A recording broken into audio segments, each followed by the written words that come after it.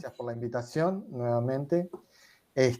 Bueno, en realidad el texto que ustedes tomaron, en realidad fue en un momento muy fundamental del proceso de lo que se denominó en Uruguay la segunda reforma universitaria, ¿no? En el cual la extensión adquirió nuevamente un impulso importante, yo diría muy significativo en términos de todo desde el punto de vista de la política universitaria y también desde el punto de vista incluso presupuestal, lo cual permitió el desarrollo de un conjunto de propuestas, programas, de estímulo a incorporación de la extensión como parte de la experiencia de formación estudiantil, ¿no? En ese marco se creó, surgió en el año 2010 una propuesta que se denominó espacios de formación integral, ¿no? Y al año siguiente, digamos, de que se lanza esta propuesta, se organizó un seminario del cual ustedes leyeron el texto. Son presentaciones a un año, digamos, de evaluación en caliente de la implementación de esta experiencia, ¿no? Entonces, esto que abarcaban no solamente los espacios de formación integral, sino de las políticas de extensión universitaria que se venían desarrollando desde 2004, que es el momento en que se inicia, ¿no? Esta experiencia que está dialogando claramente con la primera reforma. En este sentido, hay un doble juego ahí, la reforma, como la reforma universitaria del 18, pero también como la reforma, en el caso uruguayo, del 58, ¿no? Digamos, la ley orgánica, había un doble juego como un segundo momento en la historia de la Universidad Latinoamericana y de la Universidad Uruguaya que se instalaba, ¿no? Obviamente que impactó, digamos, y hay que decir que esta reforma impactó, o mejor dicho, pensó la reestructuración de las tres dimensiones: enseñanza, investigación y extensión. No solamente, digamos, se pensó la extensión, y sobre todo para el caso de la enseñanza,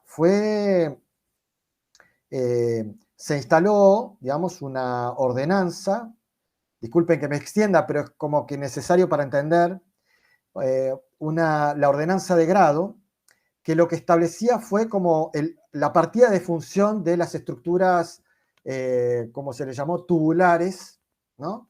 De tránsito de los estudiantes por su proceso de formación, ¿no? Esto de que hay un plan de estudios prefijado de antemano, en el cual el estudiante, la única opción que tiene es ajustarse, ¿no?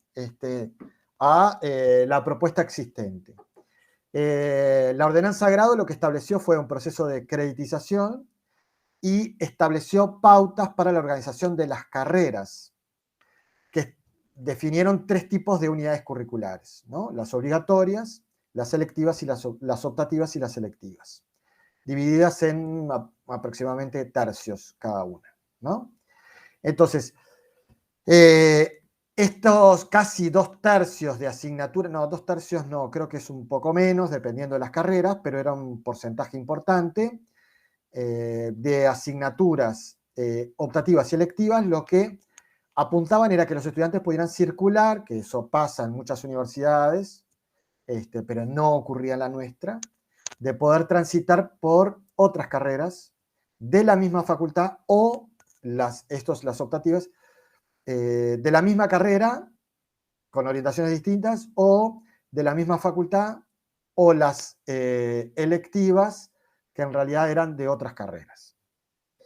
Esto es en realidad un cambio importante en términos de cómo se concibe el proceso de formación, que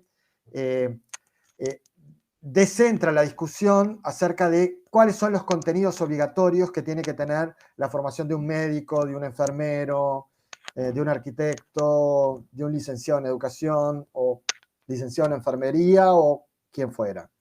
Descentra la discusión e instala la importancia de pensar la experiencia estudiantil como parte del proceso de formación, en el cual tiene que tomar decisiones que están vinculadas con su proceso de formación, ¿no? Interpelar al estudiante desde otro lugar y tratar de permitir que haya un proceso de exploración, ¿no?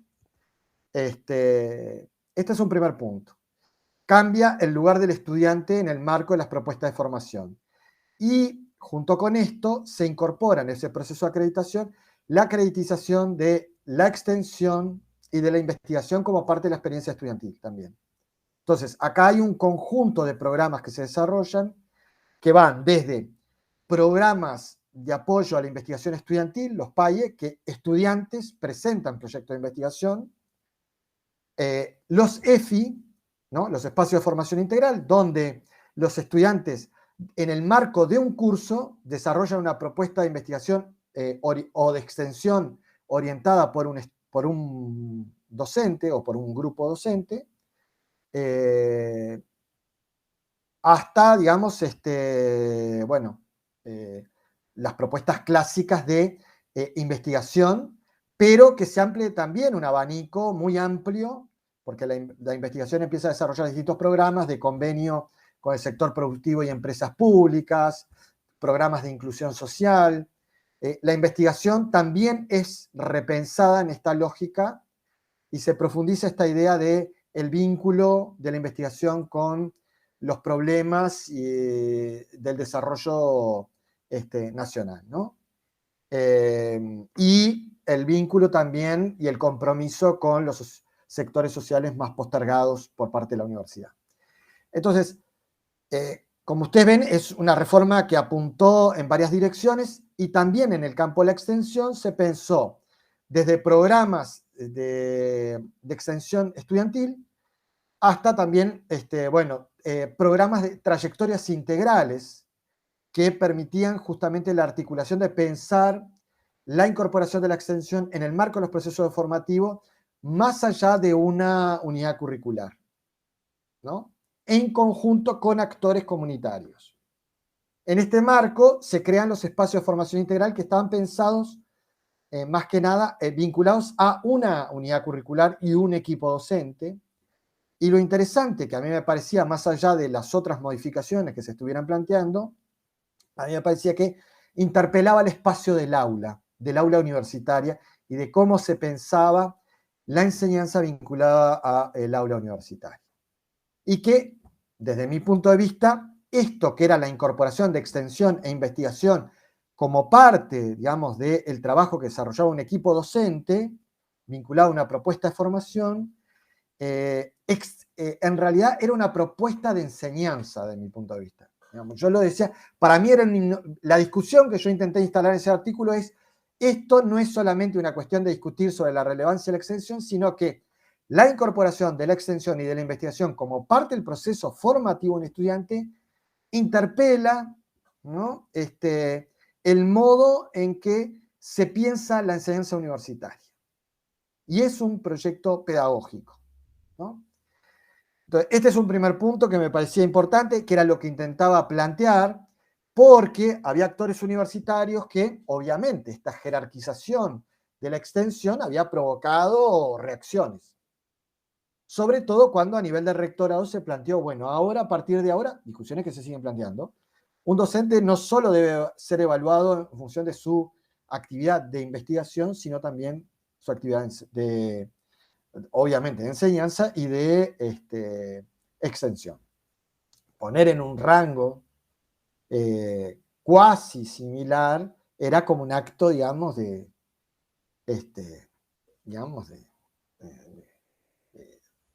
inconcebible, ¿no? Era como para docentes con tradición, sobre todo para los profesores titulares, ¿no? Era como, me van a venir a evaluar a mí por extensión. Era, en el fondo, es como...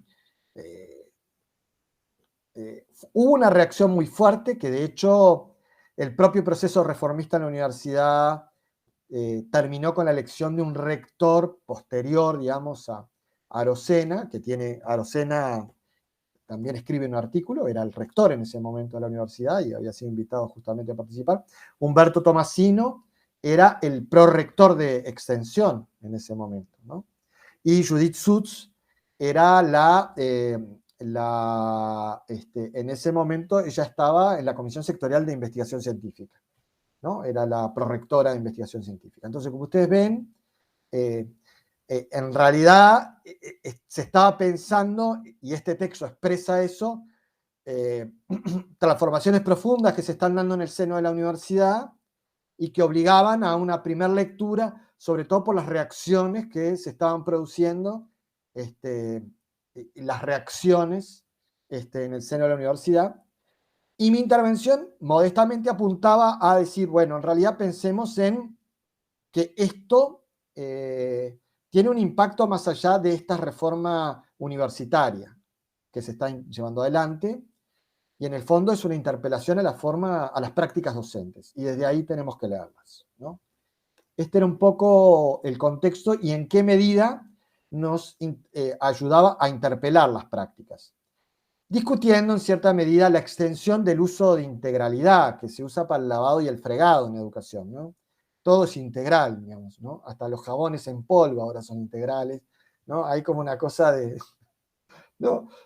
Todo es integral, ¿no? El pan es integral, hay como, ¿no? Hay como, goza, digamos, la integralidad goza de, del beneficio de que, bueno, ¿quién podría oponerse?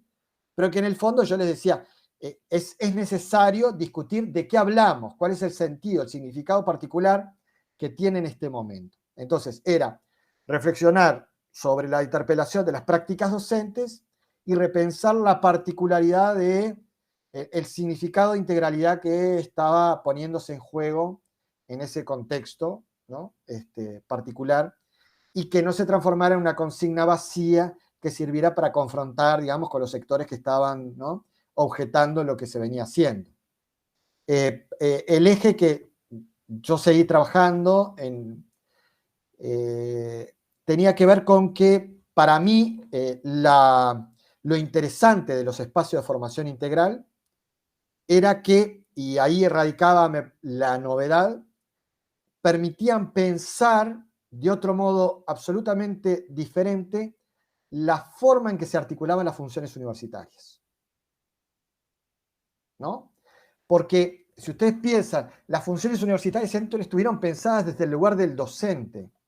Quien desarrollaba las funciones universitarias era el docente, más allá de que podía haber, digamos, estudiantes que promovieran proyectos de extensión universitaria, pero en el fondo, en la universidad, la integralidad era el docente en el ejercicio de su función que integraba la extensión y la investigación como parte de su trabajo. Y el hecho de incorporar como parte de la actividad curricular extensión e investigación de las formas que fuera, incorporaba a los estudiantes como parte de ese proceso porque era parte de su proceso de formación. Entonces, el poder pensar desde otro lugar distinto la formación integrando extensión e investigación como parte de la experiencia estudiantil, la experiencia de formación estudiantil, me parecía que era una innovación interesante que marcaba, digamos, un nivel de madurez en la implementación de las propuestas que a mí me invitaba a reflexionar más allá de que fueran integrales o no. ¿Sí? Ahí había algo que se estaba poniendo en juego, que era repensar el aula, lo que pasaba en el aula y la propuesta de formación, y cómo el estudiante podía aprender de otra manera, ¿no? Y pensar la investigación y la extensión no solamente desde el marco de la actividad docente y de la universidad y su compromiso con el medio, sino también desde el punto de vista del proceso formativo de los estudiantes. Me muero de curiosidad de saber qué pasó entre ese momento y hoy. Bien, bueno, a ver, yo hoy no tengo, a ver, de hecho se mantuvo esta política y se siguen desarrollando propuestas vinculadas a los espacios de formación y ha venido evolucionando. Sin duda,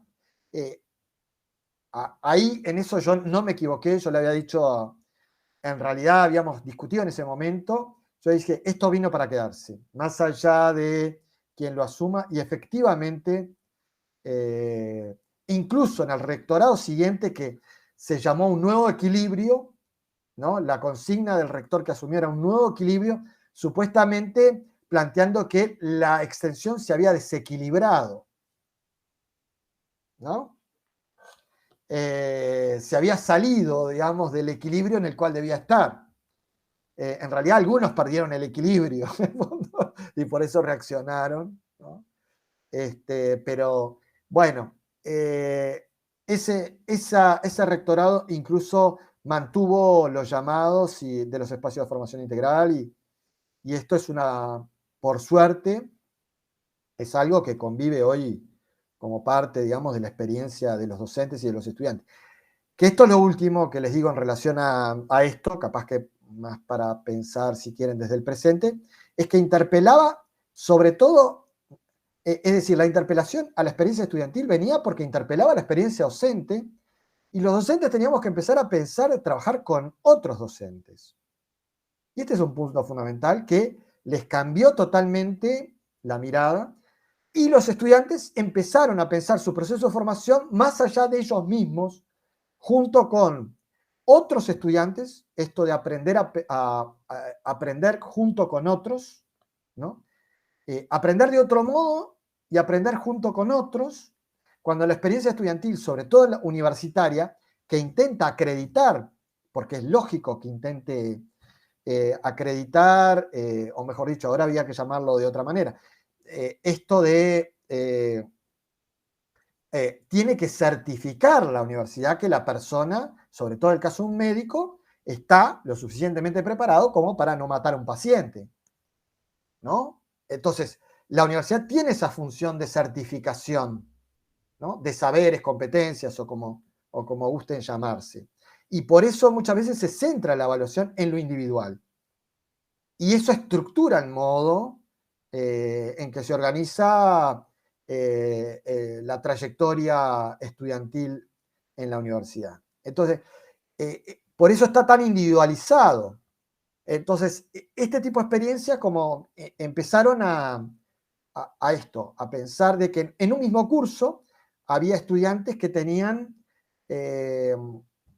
participaban con otros docentes de otras materias o incluso de otras facultades y con estudiantes de otras facultades, ¿no? Esto movió y creo que a ver, esto volvió en cierta medida a su cauce. Yo creo que esa efervescencia original en parte, digamos, se fue atenuando, ¿no? Pero se mantiene. Los espacios de formación integral siguen existiendo hoy en día. Se materializan como créditos o cómo entran en la estructura. Sí.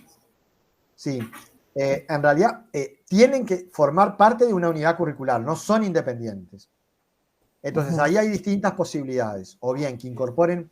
Ahora, yo no sé en este momento, en ese momento había opción de que podría ser opcional, ¿no? Podían incorporarse un grupo de estudiantes de ese curso, no todos, y se les acreditaba, se otorgaban créditos, se establecía, las comisiones de carrera otorgan créditos.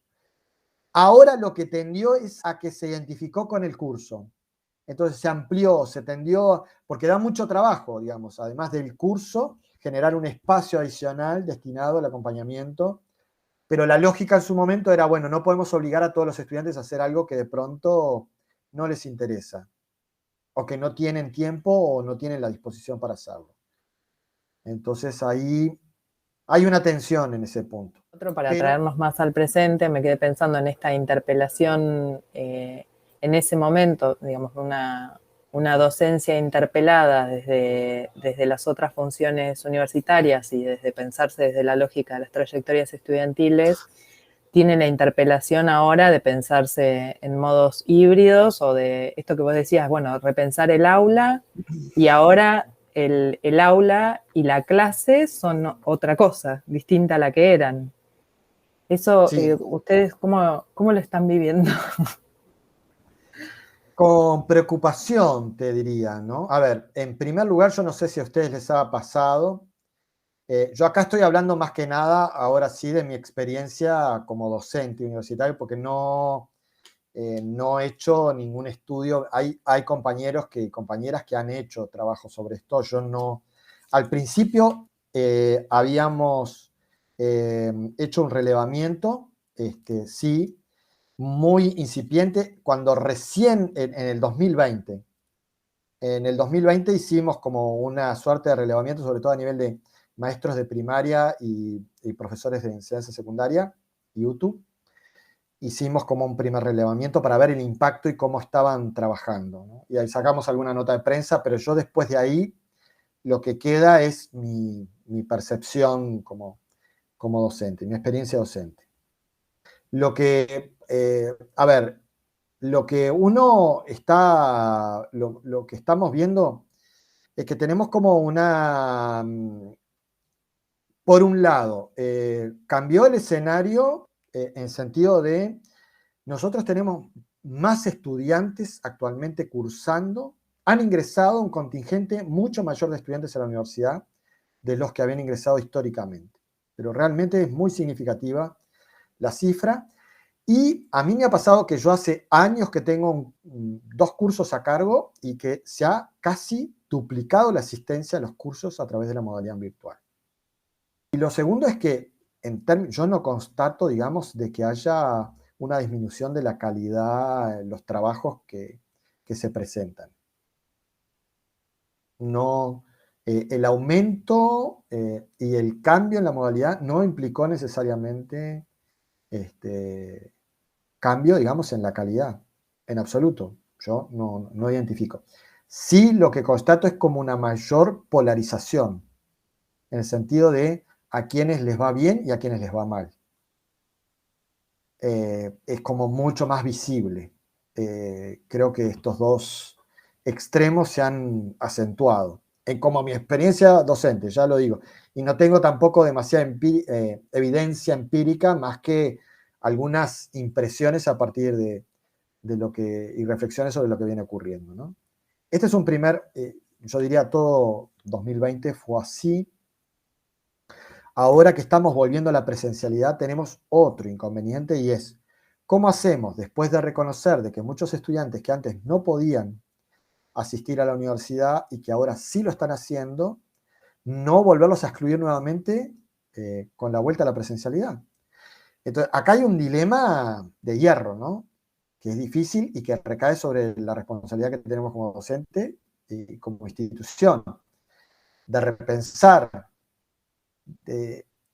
cómo logramos reivindicar la presencialidad, que es fundamental como parte del proceso formativo, pero al mismo tiempo garantizar el acceso a aquellos estudiantes que es la oportunidad que tienen para continuar estudiando a través del formato virtual.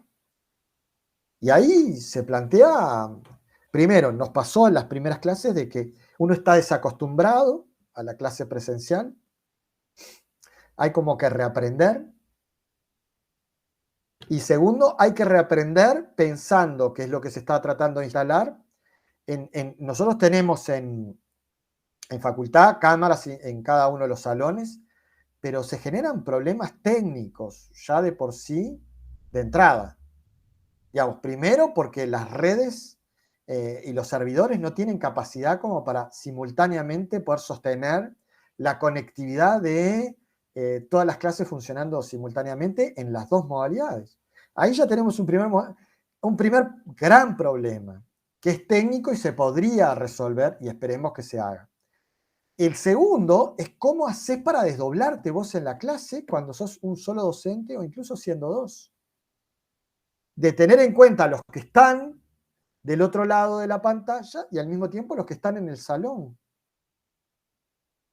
¿Hacia quién te dirigís? ¿Cómo haces para que ahí se nos Porque está la generando... propuesta, claro, la propuesta que se está pensando es como una transmisión en vivo de la clase. Sí, en simultáneo, exacto. En No simultáneo. grabada, sino que al mismo tiempo, porque en el fondo eso es lo que ha funcionado mejor. Claro. Para nosotros, Pero ¿no? los que están de manera remota están como oyentes en la clase. O pueden No participar de alguna manera. necesariamente, pueden participar. pueden participar. Lo que ahí vos tenés, porque vos podés usar el PowerPoint, vos podés proyectar lo que creo que el PowerPoint va a adquirir mucho más fuerza de la que tiene hasta este momento, porque es el instrumento que te permite al mismo tiempo, vos lo podés proyectar en el pizarrón y al mismo tiempo lo pueden estar viendo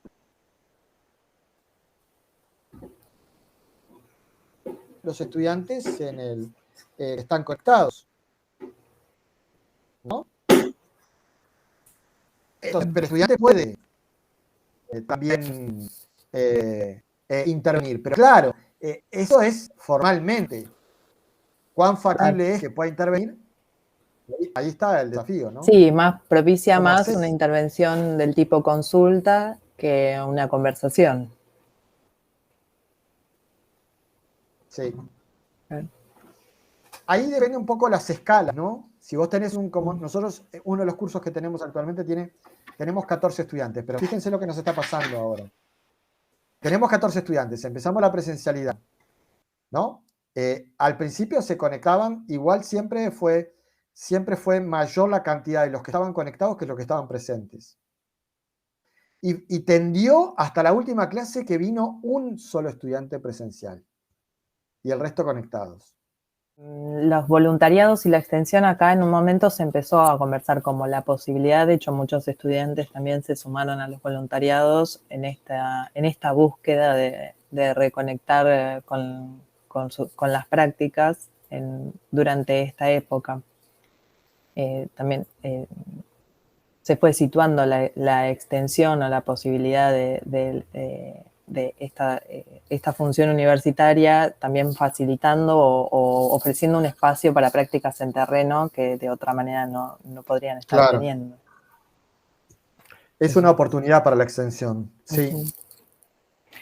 Me imagino que tener un formato como los espacios de formación integral ya instalado debe facilitar pensar, bueno, esto que a nuestros docentes del curso los está interpelando, ¿no? ¿Cómo incorporamos estas prácticas en terreno o estos proyectos o también estas salidas a la comunidad dentro de la trayectoria estudiantil, de la trayectoria formativa? Y cómo eso se convierte en el caso de ustedes, el crédito vino a resolver. Sí, como el reconocer del punto de vista... El reconocimiento es. Sí, de la experiencia estudiantil, eso como parte de su formación, sí. Ahí sí, yo creo que el crédito fue clave en este sentido. Sin el crédito hubiera sido muy difícil poder implementar propuestas de este tipo, porque solamente quedaría en el orden de lo voluntario. No está mal, pero en general eso hubiera solamente te queda reducido a un sector de los estudiantes, ¿no? A un grupo reducido. Nunca pensarlo como parte de la experiencia de sus estudiantes. Actualmente, estudiantes tienen que acreditar extensión como parte de su propuesta de formación. Tienen una cantidad de créditos. O sea que lo tienen que hacer. El crédito, acaba una época que se discutió, pero no se instaló el crédito como formato para la acreditación, que el texto del libro de Díaz Villa, que nosotros también ofrecimos a los docentes, toma el crédito como una de las estrategias para flexibilizar las trayectorias curriculares o las propuestas curriculares. Y hay por acá tenemos todavía una resistencia, pero bueno, no es un tema que yo conozca.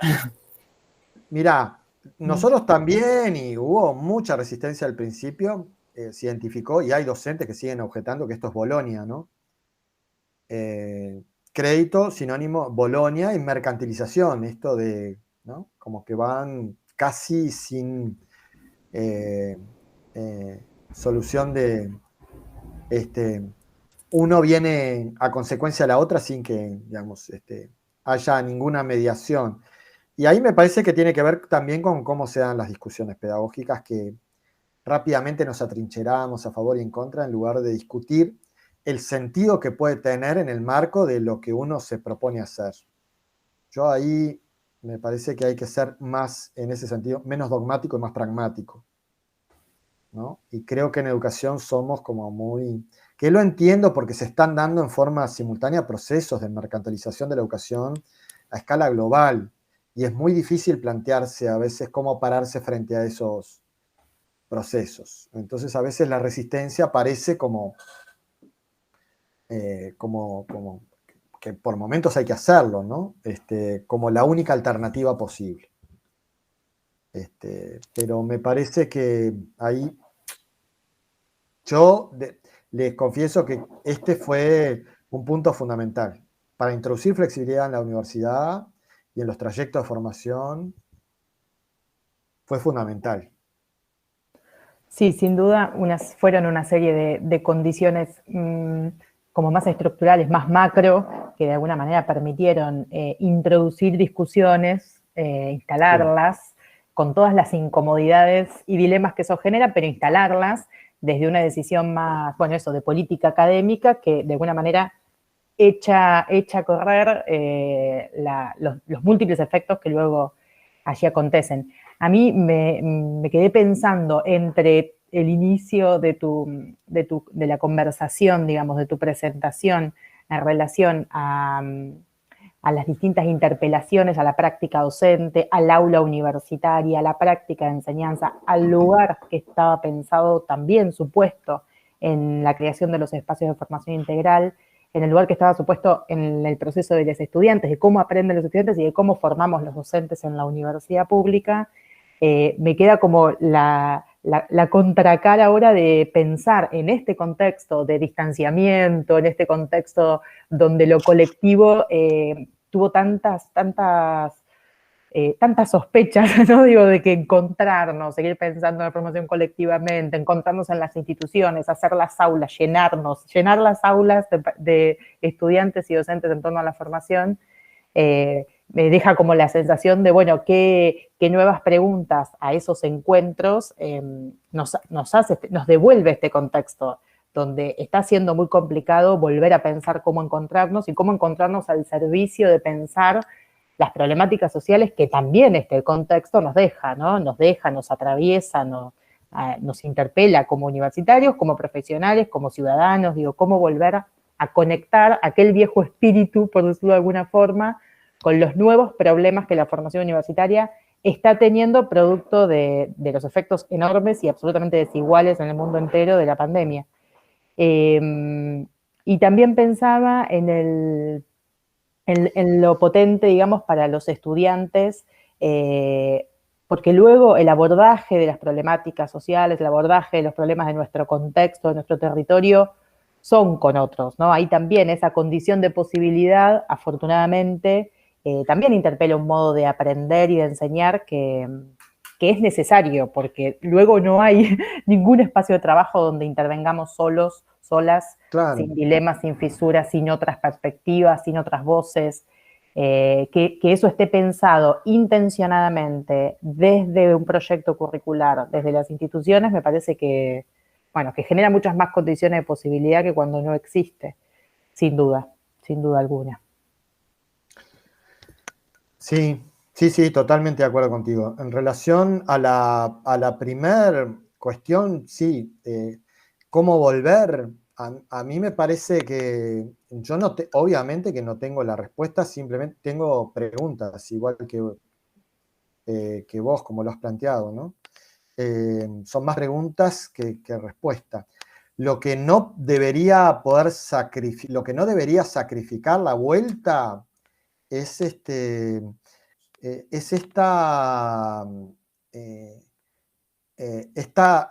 las posibilidades que ofreció, y yo creo que permitido, digamos, otro tipo de vínculo también, ¿no?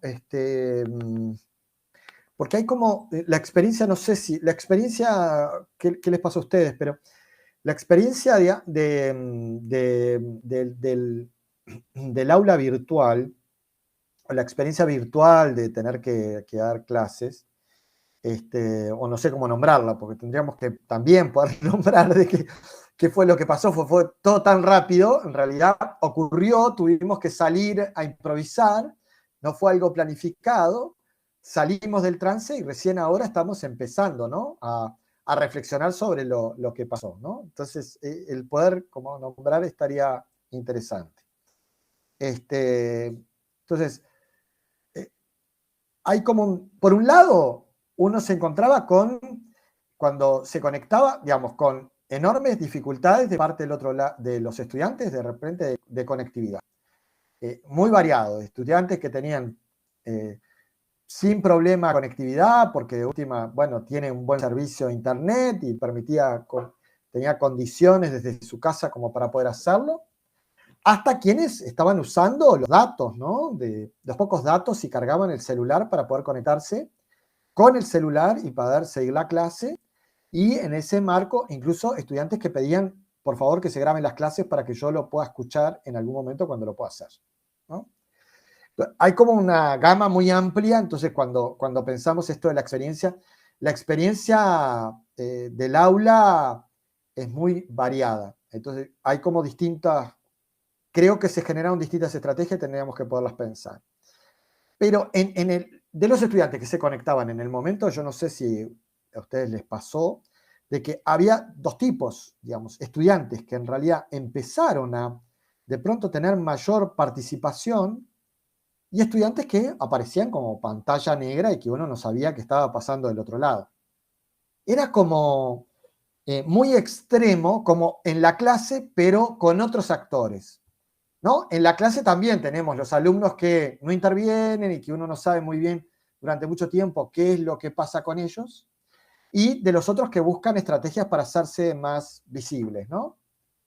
En el aula, en la pantalla empezaron a aparecer pero de otro modo, estudiantes que antes no aparecían, que de pronto en el chat se animaban a hacer una pregunta, que en clase jamás lo hubieran hecho, ¿no? Y de los otros que en realidad uno no sabe muy bien, ni siquiera, se llevó como, es esto, como, yo creo que radicalizó, digamos, pero permitió diferenciar que aquellos que estaban en silencio de pronto, no era porque no estuvieran, sino porque por sus características no intervenían. Entonces, timidez o lo que fuera. Entonces, yo creo que es como más sensible, se volvió como más sensible la percepción de los modos de intervención y con menores niveles de exposición en algunos casos que facilitaron, digamos, la interacción. Esto tenemos que pensarlo, esa ventaja que dio, que desde mi punto de vista permite individualizar más, y, no sé, y esto que ustedes, que ustedes estaban planteando, decir, bueno, encontrémonos con quién escribió este artículo, y antes la relación era mucho más inmediata con el texto, ahora existe la posibilidad de ponerse en contacto, ¿no? Directamente, decir, bueno, a ver, ¿cuál es tu opinión respecto de estas preguntas que nos formulamos a partir de este texto? A mí me da la impresión de que hay una potencialidad ahí que tenemos que poder aprovechar y que obliga a pensar el aula simultánea con procesos de individualización mayor. Yo creo que el principal desafío que tenemos tiene que ver cómo combinamos estas dos cosas. No solo los dispositivos, sino cómo repensamos, porque el aula, en realidad lo que hicimos fue en la primera etapa trasladar el aula simultánea a la pantalla. Y eso nos fue devolviendo cosas muy diversas. Y hoy eso nos obliga a repensar que la manera que teníamos de presentar la clase dejaba a muchos afuera, que se caían y que hoy no podemos permitirnos eso, y al mismo tiempo que había muchos que, aunque no se quedaban afuera, no participaban y que de pronto, si generamos otras estrategias, lo pueden empezar a hacer. Entonces, es muy básico lo que les estoy diciendo, discúlpenme, pero muy básico en el sentido que son como unas primeras reflexiones que nos obligan a repensar, sobre todo en el caso de los prácticos. El práctico siempre fue como algo raro en relación al aula simultánea. Nunca terminó de asimilarse al aula simultánea, porque no proviene de otra tradición. Entonces, siempre interpeló la enseñanza al práctico. Entonces, me parece que capaz que recuperar ese potencial del práctico, con todas las dificultades que tiene hoy, permitiría pensar esas formas más individualizadas, me parece. Pensarlo al revés, yo diría, ¿no? Decir, bueno, desde el práctico pensemos cómo hoy repensamos las estrategias de enseñanza, con la extensión como una modalidad más, ¿no? Claro. Sí, también para qué vale la pena encontrarnos cuando decidamos encontrarnos presencialmente. Tal cual, tal cual, tal cual. Decidir, bueno, ¿para qué? No porque sea, no todas las virtudes están con la presencialidad, no todas. No tampoco lo otro, digamos, de, a ver, la satanización, ¿no? De que ahora los procesos de mercantilización pasan por el transformar las universidades ¿no? en universidades virtuales porque es más barato. Entonces, como lo planteó Agamben, que realmente es una locura decir de que los docentes que nos plegamos rápidamente a estos formatos cometimos un acto de traición similar al colaboracionismo, digamos, en la Segunda Guerra Mundial. Uno decía, ¿de qué está hablando? Y nosotros pensando que estábamos ayudando a la continuidad pedagógica y a garantizar derechos. Yo cuando, ¿no? Decís, a ver, pero ¿y este señor qué me perdí en el medio, no? En fin, no, porque tenemos de los dos, de la inmediata celebración y la rápida satanización, ¿no? Entonces tenemos que ahí ser, desde mi punto de vista, más pragmático y pensar en términos de modelo. Porque el aula va a transformarse, inevitablemente.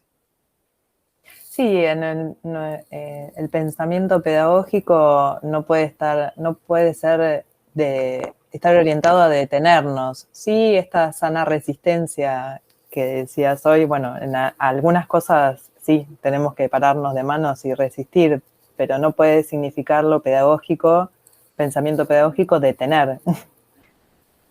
Porque si no ganan las empresas, yo creo que es al revés. Si nosotros no ponemos una posición fundamentalista de defensa de la presencialidad a cualquier costo, quienes van a ganar son esas otras empresas educativas que van a capitalizar esta experiencia durante este proceso y van a captar esos estudiantes que nosotros hoy expulsamos por la vuelta a la presencialidad. Los van a ganar ellos.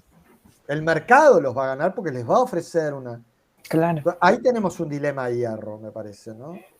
Solo acotar, Sil, antes de hacer el cierre, que me quedó resonando fuerte esta idea que traías, Antonio, en relación a cómo pensar este dilema que vos muy bien nombraste, de aula simultánea con mayores procesos de individualización y de seguimiento en la formación universitaria. Digo, esto puede ser un tema muy clásico de la didáctica, pero en el nivel universitario me parece que en nuestras universidades, ¿no? En nuestras universidades latinoamericanas públicas, tiene unos efectos tremendos para ser pensados y para seguir, son desafíos absolutamente abiertos y del porvenir, ¿no? Porque, son muy recientes las discusiones en torno a la educación superior como derecho y a poder pensar procesos de seguimiento, de acompañamiento y de garantización de la educación superior. Que eso, sin duda alguna, en estos últimos 2 ciclos lectivos se puso también con mucha crudeza, en parte por estos 2 procesos que ustedes estaban diciendo de continuidad de algunas discusiones y de debate profundo en torno a otras, ¿no? De cómo hacer para no polarizar y caer en una de estas 2 posiciones, ni en la romantización de lo que sucedió, ni en la satanización de lo que está aconteciendo, para que también la pedagogía pueda aportar desde las preguntas allí, desde lo que vale la pena sostener y en qué medida, y al servicio de quiénes, que me parece que es fundamental también, ¿no? Al servicio de quiénes, esas decisiones que vamos tomando como docentes universitarios, como instituciones, en el marco en las distintas escalas en que eso se va definiendo. De acuerdo, Silvina. Una cosita para agregar nomás. Yo diría de que ahí me parece que hay algo del aula simultánea que no podemos renunciar, ¿sí?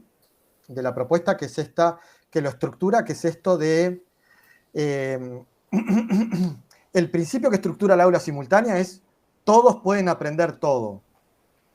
El tema es que todos pueden aprender todo, no al mismo tiempo, ni tampoco por el mismo procedimiento, que era lo otro que complementaba la aula simultánea. Entonces, todos pueden aprender todo, hay que mantenerlo, eso, Comenio, seguimos contigo hasta el fin, ¿no? Que es lo que estructuró el principio del aula simultánea.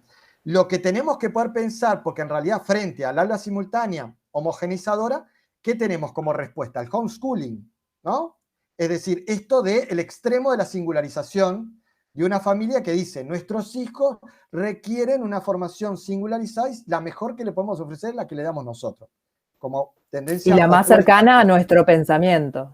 Además, ¿no? Sí. Entonces es como, es casi, digamos, en este sentido, es incestuosa del punto de vista del saber, digamos, ¿no? Es como llevado al plano del saber, es como, bueno, entonces ahí capaz, lo que tenemos es cómo recuperamos, lo digo abstractamente porque no sé cómo prácticamente se resuelve, este principio de la igualdad con la singularidad, ¿no? Que en realidad es esto, ¿no? Entre el homeschooling y la aula masiva, ¿no? De 500, 600 estudiantes sentados en una misma clase escuchando a un docente, tenemos que encontrar, digamos, alguna gradación que permita, con este recurso que se interpone, otra tecnología del aula, que combine esto.